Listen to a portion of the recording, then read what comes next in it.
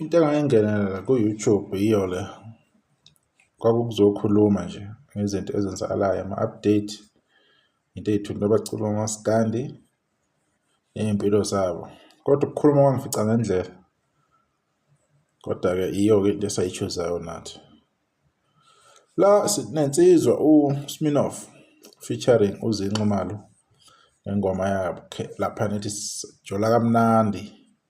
Isingile le idrophe ebusuku ngo-12 o'clock amabili. Iza kahle kakhulu. Siyibonile i-promo video yayo kade ku-YouTube emalangeni. Ihamba kahle kakhulu, abantu bayi-receive kahle. Okucacayo ukuthi uSminoff kahle kahle ithalente lakhe kwezomculo liyabonakala and liyathembisa. Lensizwa-ke uSminoff, uSmiramiro Goloko Mhlophe, decide ukuthi isebenzisane negcokamele isha Mthandeni for amanqala indaba eyipheka amashanda mshuvo inkani kwaba nenkani. Awuvuma uthi isa bashaya ingoma lapha nethi Mubi Kamnandi featuring Sminoff ngayo lo nyaka 2023. Lo ngoma leyo album le Paris enye ingoma bayi-receive kahle kakhulu abalandeli, including abalandeli bakhe uMthandeni nabalandeli nje abathanda umusic kwamaskandi abarealizayo italent uma bebona into enhle bayithanda le ngoma le. Ibidlala futhi ey'ndaweni sekufihla lokho. I-association kaMthandeni naye-ke uSminoff ibukeka i-beneficial for both of them. uSminoff angeke sithi mhlawumbe sithathe ngokusupporta nangokufavor nanokweyifiso ibheke eceleni bese sisho izinto ey'thize engesizona mhlawumbe. Kubukeka ukuyisondeza noMthandeni kwamsebenzela in a way, somehow kwamsebenzela. Manikhumbula kahle album kaSminoff ethi Ngithandana ne-Owner, le album yagcina yenza kahle online, yenza kahle futhi naku-Spotify. Inamamiliyoni amaningi kabi le album lena khona ku-Spotify. Yaphinde futhi yenza kahle kakhulu ku-YouTube, yagcina ithola gold status enye yamasingili kuleyo album leyo. Yaphinde ne-album iyodwa ngathi yacishe yagcina ithole igolide. Waphinde uSminoff wakhipha i-Rush Hour eyahamba kahle kakhulu. I-Rush Hour yakhe eyenza umlando ephuma ngeyi-7 zika November 2024. Lapho ku-Spotify yayigijima kakhulu, yahlanganisa ama-streams 417,000 ngosuku, okwakuwumlando loyo ukuthi yena i-album amaskandi in 24 hours iphumile yahlanganisa lawo ma-streams lawo. Kwaba umlando owaphulwa ihlangabeza after 7 days. Ikhiphe i-album yakhe ethi Angidlala Ney'ngane, kodwa bekuyinto engazange ize yenzeke leyo. And i-album kaSminoff already Rush Hour isina more than 11 hours, 12 or 13, angazi ukuthi kuphi lapho, between 11, 12 or 13 million wama-streams. Isiwahlanganisile nje iyonke lapha ku-Spotify.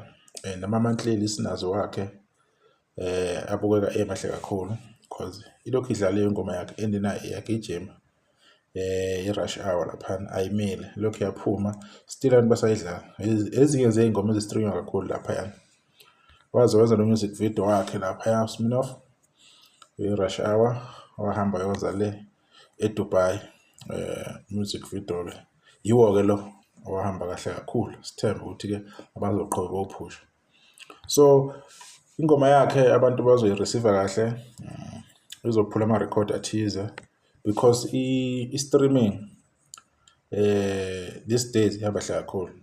And uSminoff abanye babantu abayi-understandayo indaba yoku-stream ukuthi ibaluleke kanjani. Ingakho futhi ekhiphe nesingile because u-understanda kahle kamhlophe ukuthi yini elindeleke kuyena ezomculi, yini afuna ukuyenza, yini afuna uku-achieve. So kuningi akufundile kuMthandeni, kuningi akucoshe kuyena, ama-tip empilo nanokuthi mhlawumbe lapho nalapho ahlanganise kanjani. So i-combination yabo for me kuSminoff is not bad after all.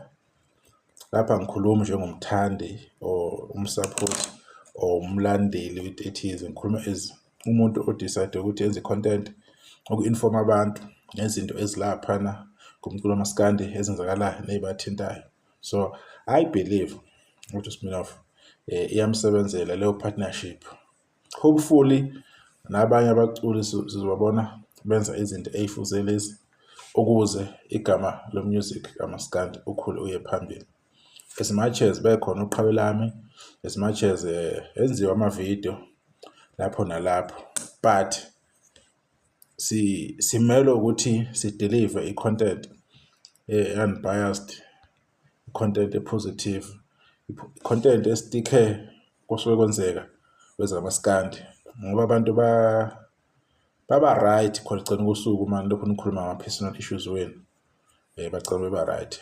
Nami-ke bengithi-ke angiyiveze-ke le nkulumo, ngenze le video siveza-ke umbono onjengalona. Ama-video anjengalawa maningi eseke ngawenza phambilini, ukuthi uthi usathoza ama-content ebese kushisa kakhulu-ke online ko-TikTok nako-Facebook. Kumele siphinde sibuye sibambe amatomu, sibuye so-remind abantu ukuthi-ke kwenzakalani. Kodwa-ke i-support abayipha lensizwa uSminoff abantu is unbelievable, it's overwhelming. Bayawustreama abantu umusic, I don't want to lie. Abantu bayawustreama umusic online. Abantu angeke bengawustreama umculo wakhe if bewuthanda. They will do that. So qhubekani ni-release music bafowethu. Kwasacabanga ukukhipha naye awu-release. Kufana kumapiano, ba-release music every 3 weeks, every 4 weeks. Why bese kuba nenkinga ngomaskandi? Sibonge-ke ne-collaboration ayenzekile uNtokazi lapha noZinci Malo. Intokazi very very talented. It's a good choice, I believe. Ukhethe kahle. I-identification ayenzile uSminoff ne-team yakhe ukuthi asithole umuntu onjengoZinci, because kuspecial ukuthi ukhethe umuntu ubone ukuthi ubani yazi engafithi engomeni yami, because umunye umuntu ungamkhetha afika yona ingoma yakho. It is very very important ukuthi ukwazi ukubona ukuthi maybe ubani engafithi engomeni yakho, because i-chemistry ibalekile uma uzokwenza ingoma, because ingoma izo-receiver abantu abehlukene. It's not only abakamaskandi, because wazi ukuthi wena unabalandeli kumaskandi, wazi ukuthi unabalandeli baka-Blue, baka-Red, what. So receive abantu abaningi. Since uzi ekwenye genre, I like to believe ukumapiano angekho sure. Kodwa-ke leyo fan base ekumapiano, they will even know more about uSminoff ukuthi ukhona uSminoff uyarelease. Ama-record asazobreaka bafethu laphana ku-Spotify. You will see more record being broken month after month, year after year, every 6 months, every 3 months. Sekuzoba nama-record amaningi, ama-million laphana ku-Spotify kuzobe kubusa omaskandi. So okumele nikwazi nokumele ni-understand, umculo awumi ndawonye, uya-revolve. Abantu decide uku-add ezinye izinto, it's just because they want to make music even more consumable, ube i-business, udayiseke bethole imali, because ukucula akunayo imali except uma uthi udumile uyaziwa and uyidemand. It's only when you make money. So into abayenzayo abantu manje babheka ukuthi sizobhenefitha kanjani, sizocapitalize kanjani kwi-momentum esuke ikhona leso sikhathi leso. So izinto ezenzakalayo lezo emculweni ukuthi abantu bacabanga leyo ndlela leyo. Umculo kumele ukhule, singawisi vele ukutalabhana makutalajana vele sizokhuluma nathi, because singabantu kunezinto esizibonayo, inhliziyo yethu iyalandela indlela elandela ngayo, kodwa lokho akumelanga lokho sikusebenzisa kabi always. Kumele sometimes sibe fair kwi-assessment esisuke siyenza ngomusic or ngeciko elithize likamaskandi. uSminoff if engaqhuba kahle, I like to believe ukuthi engaya kude uSminoff. Siwayeka ama-poster akhe anokugcona laphana idlamlenze. I like to believe ukuthi uSminoff they can last a long time kumaskandi if bengaphusha kahle, beyiphathe ngendlela abayiphathe ngayo, becule berelease umculo omnandi, ama-album amnandi, cause sebenayo i-fan base ebalandelayo. Ingoma le nizoyibona izokwenza kahle online, already abantu bayireceive kahle. Music video wakhona, promo yakhona, it did wonders. People, they were happy, they were excited. I even made a video about it. Ngayenza ama-comments wami-ke le ngiwenzile. Abantu ama-comment esuke ngiwenza kusuke ngama-comments wami, kusuke ngesikhona ukuthi sekuyiqiniso or sekuyi-final thing leyo okumele abantu bephile ngayo. Kusuke kuyimina ngiyikhulumele as a person onemizwa, obona izinto indlela abona ngayo. Umuntu yena mayazi ukuthi iqiniso yini, there's no need mhlambe umuntu azacabanga ukuthi into engiyikhulumayo mhlambe kumele ayithathe indlela. Wena usukulazi iqiniso lelo kuyilona ukuthi yilo liqiniso kuwe. Nami ngiyikhulumele ngiyibekela wami umbono, sokuyibekela nje umbono nje kungesikhona ukuthi mina sengithi I'm the authority. No, I'm not the authority. And angeke ngisho umhlazeni. Ngithanda nje ukukhuluma izinto ezenza kumaskandi.